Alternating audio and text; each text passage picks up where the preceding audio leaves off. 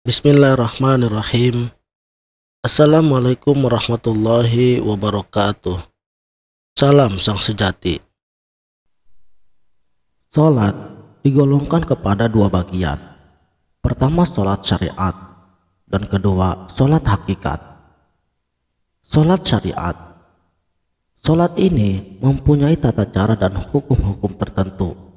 Kiblatnya mengarah kepada Ka'bah yang ada di Mekah dan masuk aturannya kepada 5 waktu sehari semalam, wajib dikerjakan bagi seorang muslim. Yang kedua, sholat hakikat.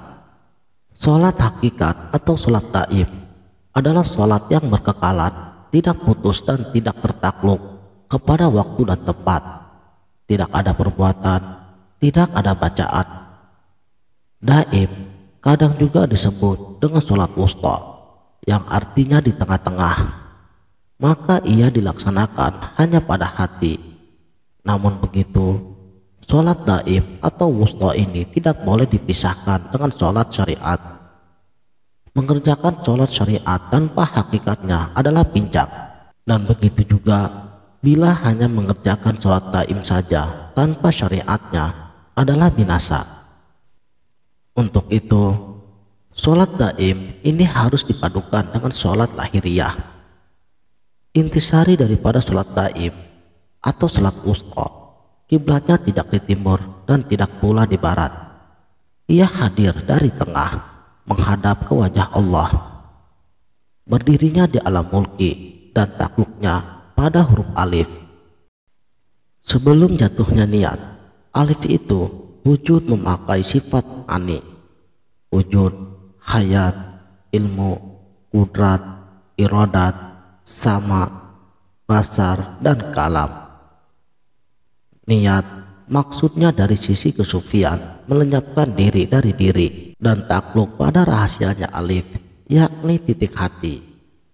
Tujuan niat ini adalah untuk memulangkan semua sifat yang diamanahkan. Beradanya niat ialah di antara alam mulki dan alam malakut. Niatnya la maujudu illallah, la hayyu illallah, la alimun illallah, la qadirun illallah, la muridun illallah, la sami'un illallah, la basirun illallah, la mutakallimun illallah, fil haqiqati illallah. Tidak ada yang mawujud, tidak ada yang hidup, tidak ada yang tahu, tidak ada yang kuasa, tidak ada yang berkehendak, tidak ada yang dengar, tidak ada yang melihat, tidak ada yang berkata-kata pada hakikatnya melainkan Allah Subhanahu wa ta'ala. Takbiratul ihram maksudnya berpisah dari alam mulki dan fanalah hamba ketika mengucapkan Allahu Akbar. Hanya sifat yang menyembah saja yang tinggal sebagai penzahiran wujud Allah yang disembah. Ia bergerak dengan gerak Allah, ia berkata-kata dengan kata-kata Allah. Takluknya dalam rahasia titik bagi alif atau tiada. Seperti kata Nabi, araftu rabbi bi rabbi, aku mengenal Tuhanku dengan Tuhanku. Membaca Fatihah. Ketika membaca Fatihah, terbukalah pintu alam malakut bagi yang menyembah. Dia menyaksikan kalimah Allah melalui penyingkapan akan firman Allah Maliki Yaumiddin di dalam kerajaan Allah Ta'ala, dan takluknya tiada, ia menjadi titik dari nurnya, Nur Muhammad. Dengan Nur Muhammad inilah yang menyembah mengenal dirinya, man arafa nafsahu, sebagai ruhnya yang pernah dihimpunkan di alam lahut sewaktu Adam baru sempurna kejadiannya, yakni ketika malaikat Jibril menepuk tulang sulbi Adam, maka keluarlah sebuah ruh anak cucu Adam dari tulang sulbi Adam. Adapun ruhnya pada hakikatnya adalah satu jua, yaitu daripada sirullah. Ruh anak cucu Adam hanyalah bayangan dari ruhnya. Tanpa hadirnya Nur Muhammad yang menyembah tak mungkin bisa berharap di depan Allah Subhanahu wa ta'ala. Dengan perwujudan Nur Muhammad inilah maka yang menyembah berdialog dengan Allah Ta'ala secara langsung. Kepada Engkaulah kami sembah, dan kepada Engkaulah kami memohon pertolongan. Tunjukilah kami jalan yang lurus, yaitu jalan mereka yang Engkau berikan nikmat, bukan jalan mereka yang Engkau murkai, dan bukan pula jalan mereka yang sesat. Maka diaminkan di akhir Fatihah itu oleh para malaikat dari setiap 7 lapis langit: alam mulki, alam malakut, alam jabarut, alam pahut, alam lahut, alam hahut, dan yang tertinggi sekali ialah alam al-insan, yang disinilah puncaknya daripada hakikat sholat itu. Adapun maksud jalan yang lurus bagi kalangan sufi ialah mi'raj, sebagaimana sabda Nabi Shallallahu Alaihi Wasallam, sholat itu adalah mi'raj bagi seorang mukmin. Tujuan mi'raj itu ialah penyatuan, yakni kembalinya yang menyembah kepada yang disembah. Ruku, takluknya kepada huruf lam, terzahirnya dari alif, yang menyembah menampakkan yang disembah. Alif adalah kanzun makhfiyan, yang tersembunyi. Yang tersembunyi ingin dikenali, maka dizahirkan lam sebagai tabirnya. Sabda baginda Nabi Shallallahu Alaihi Wasallam, dirikanlah sholat seolah-olah kau melihat Allah. Dan kata para arifin, siapa yang kenal dirinya, kenalah ia akan Tuhannya. Yang menyembah dinatijahkan seperti angin, manakala tatkala yang menyembah pada posisi berdiri tadi, natijahnya adalah api, fana dalam wujud. Api itu sifatnya membakar, yakni melenyapkan keakuan diri. Pada tahap ruku ini, yang menyembah berada dalam suatu tarikan yang tersangat kuat dari Nur Muhammad. Justru itulah ia dinatijahkan kepada angin. Yang menyembah ditarik masuk ke dalam alam jabarut dan berpisah dari alam malakut. Para arif billah berkata, barang siapa mencari Tuhan di luar dirinya, niscaya ia akan sesat. Pada tahap ini, yang menyembah melepasi kalbunya, dan yang tinggal hanya ruhnya yang akan naik ke lapisan yang lebih tinggi untuk kembali kepada Tuhannya. Alam jabarut adalah bagian yang menghubungkan perbendaharaan wujud, batas larangan yang tak bisa ditempusi melainkan kepada Nur Muhammad. Antara yang mewujud, yang menyembah mengenal dirinya di alam jabarut, maka tersingkaplah baginya seluas-luasnya wujud Allah tanpa tabir, bahwa yang menyembah telah bersatu dengan yang disembah. Maka bertasbihlah yang menyembah, Maha suci Tuhanku yang maha agung dengan sifat kepujiannya.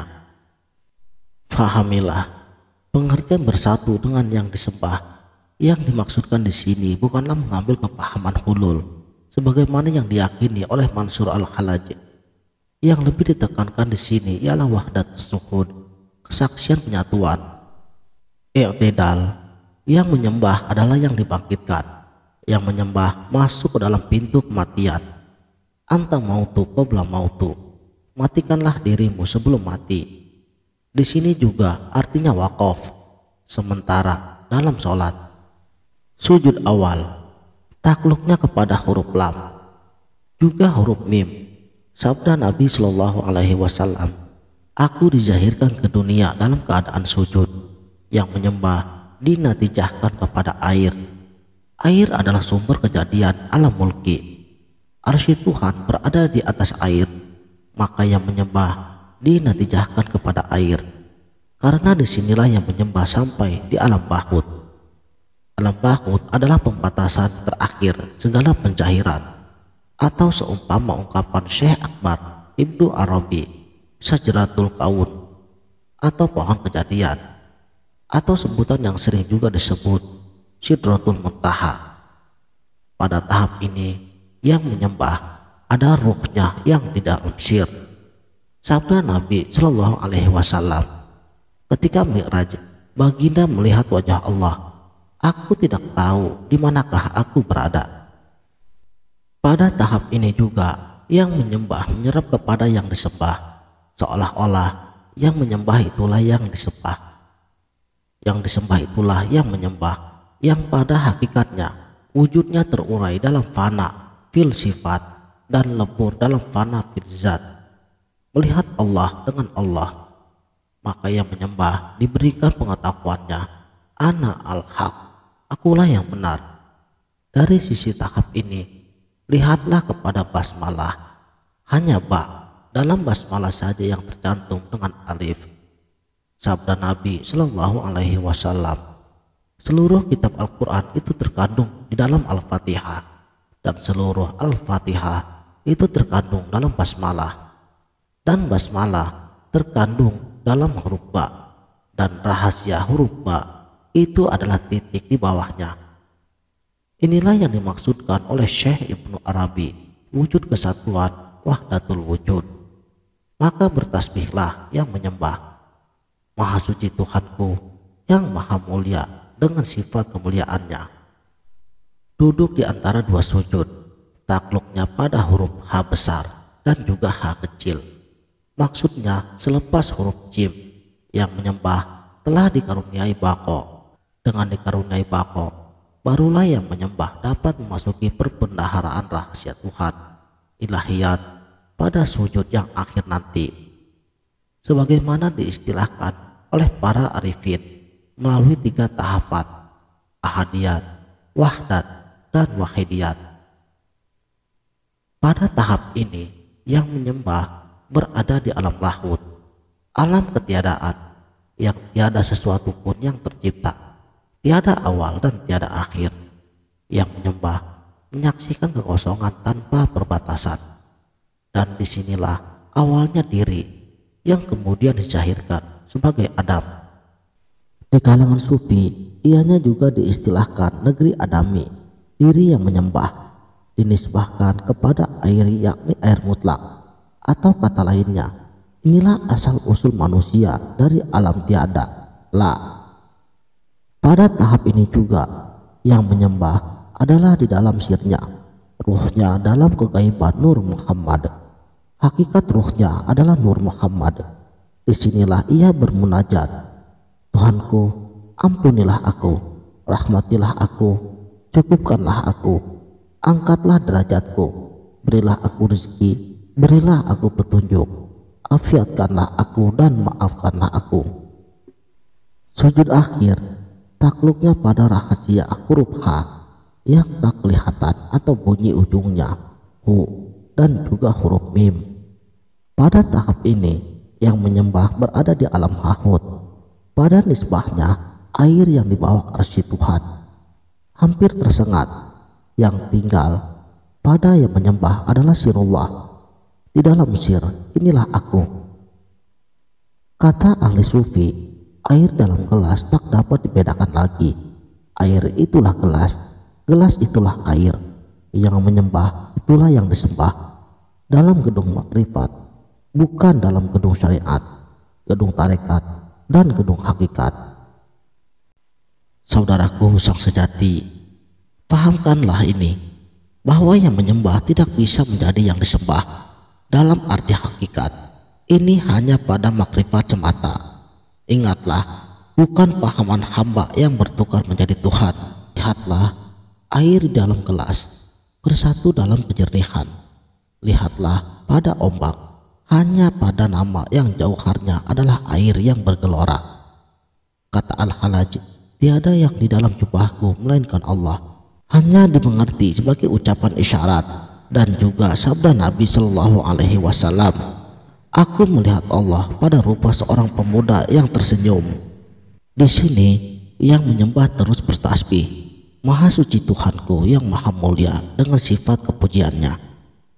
Pada sujud akhir inilah yang menyembah memasuki wilayah ilahiyat, ahadiyat, wahdat, dan wahidiyat. Pertama ahadiyat, zat mutlak atau zat wajibul wujud. Kedua wahdat, zat yang maha esa. Ketiga wahidiyat, ilah, zat yang maha kaya daripada tiap-tiap sesuatu yang lain dan sesuatu yang lain memerlukannya. Zat ingin dikenali sebagai kanzun mahfiyan. Disinilah terbitnya ungkapan kun, jadilah maka jadilah ia. Duduk tahiyat akhir, takluknya pada huruf dal, Pada tahap ini yang menyembah berada di alam al-insan, dinisbahkan kepada tanah ketika ia duduk dalam kesempurnaan. Dia yang mengenal dan dialah yang dikenal pada akhirnya. Dialah yang turun dan naik dalam mi'raj. Rahasia insan rahasiaku, rahasiaku rahasia insan. Di alam insan yang menyembah diliputi dengan wujud, ilmu, nur, dan syuhud. Maka zat adalah rahasianya, sifat adalah ruhnya, asma adalah kolbunya, dan af'al adalah tubuhnya. Disinilah ia mengucapkan selamat sejahtera ke atas Nabi dan rahmat Allah dan keberkatannya, juga kepada hamba-hamba yang solihin sekaliannya. Dialah yang menyaksi dan dialah yang naik saksi. Tiada Tuhan melainkan Allah dan Muhammad adalah Rasulullah. Salam. Salamun qaulam min Rabbir Rahim. Inilah salam ahli surga. Surga inilah yang dinikmati oleh yang menyembah, yakni surga yang di dalamnya tanpa bidadari, sungai, buah-buahan, dan pepohonan. Di surga inilah yang menyembah terlena memandang wajah Allah Subhanahu wa Ta'ala. Wabillahi taufik wal hidayah. Wassalamualaikum warahmatullahi wabarakatuh.